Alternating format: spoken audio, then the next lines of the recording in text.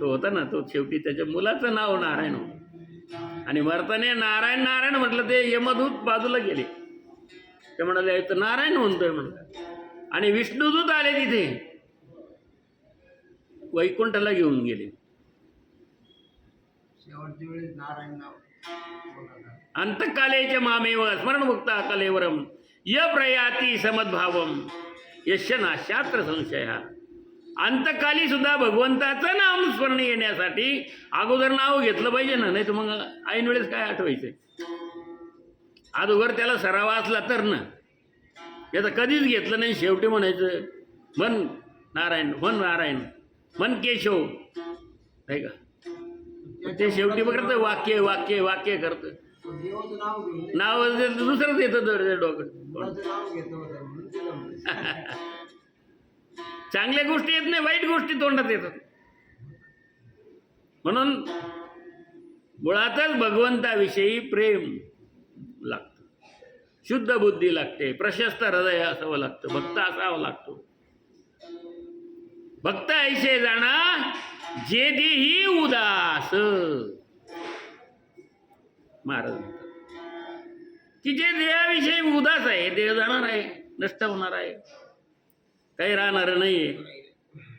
शेवटी राहिलेलं हाडकं गोळा करून त्याला सावडायचं म्हणतो, गोळा करून नदी सोडून देतात. ते नका ठेवून ते घरात, त्या गंगेला नेऊन टाकून द्या तिकडं, नाही त्यात सोडून नदीत काही ठेवीत नाही.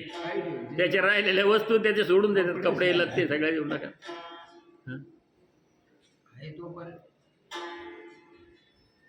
नेण्याची सोय असते तर फार चांगलं झालं. काय काय नेलं असतं माणसाने, विचार करा. आहे की नाही. याच्यावर एक निबंध किंवा प्रबंध लिहिण्यासारखं आहे की जर देवाने जर म्हटलं असतं, देव तुला सगळं नेता येईल, तुझं हातलं इथं असेल, तो तर सगळं. मग रावणाने काय काय नेलं असतं. हिरण्यकश्यप, हिरण्याक्ष, यांनी काय काय नेलं असतं. आपण तर जाऊ द्या, आपलं काय आपल्याकडं काय सरड्याचे धावकोपणापर्यंत आपली इथपर्यंत काहीच नाही. आहे की नाही. त्याचे तिन्ही लोकांना जिंकून त्यांनी तर ते सगळं मिळवलेलं होतं. नेता आला असतं तर, मग कोणालाच नेता आलं नाही त्यांच्याकडे एवढं असून. हो, म्हणून मुमुक्षू जो आहे, नेता येण्यासारखा एवढंच आहे मुमुक्षूला, नाम रामकृष्ण हरी, एवढंच बरोबर जातं. आणि त्या नामामुळं घडलेली कीर्ती, त्या ज्ञानामुळं हो झालेलं, आपण ज्या वाटेने झालो ती वाट मोक्षाची. मग भगवंत त्या ज्ञानामुळं काय करतो तर आत्मस्वरूप मोक्ष ऐश्वर्याच्या पट्टावरती त्या माणसाला, मुमुक्षाला नेऊन बसवतो. म्हणून नामाला महत्व आहे, त्या ज्ञानाला महत्व आहे. ते ज्ञान मिळवायचं. या ठिकाणी सरळ सरळ अर्थासहित मला ज्या पद्धतीने सेवा करता आली या श्लोकाची, त्या पद्धतीने या श्लोकावरती सेवा केली.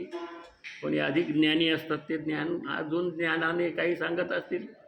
प्रत्येकाच्या तुकाराम महाराजांचा अभंग जरी घेतलं तर मी जे त्याच्यावरती स्पष्टीकरण केलं, दुसरा एखादा व्यक्ती आहे तो त्याच्यापेक्षाही चांगल्या पद्धतीने करेल, अजून वेगळ्या पद्धतीने करेन.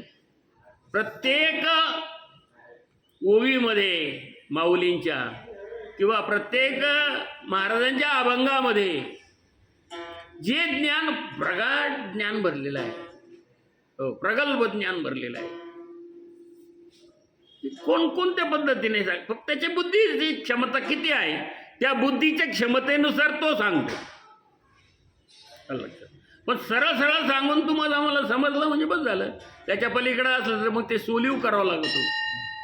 नारळ फोडून खायला द्यावं लागतो, खोबरं फोडावं लागत होते.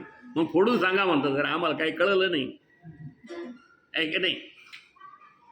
खारीक फोडावी लागते, पण खारीक फोडल्यानंतर आतली बी टाकून द्यायची, वरचं. आणि नारळ फोडल्यानंतर वरचं काढून टाकायचं. म्हणजे ज्याला ज्ञान ते ज्ञान आहे का नाही.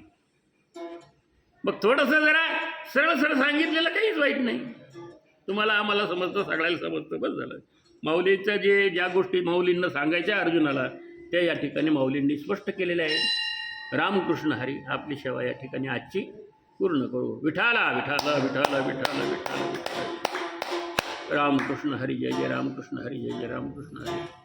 तुमचा हरिपाठ होईल.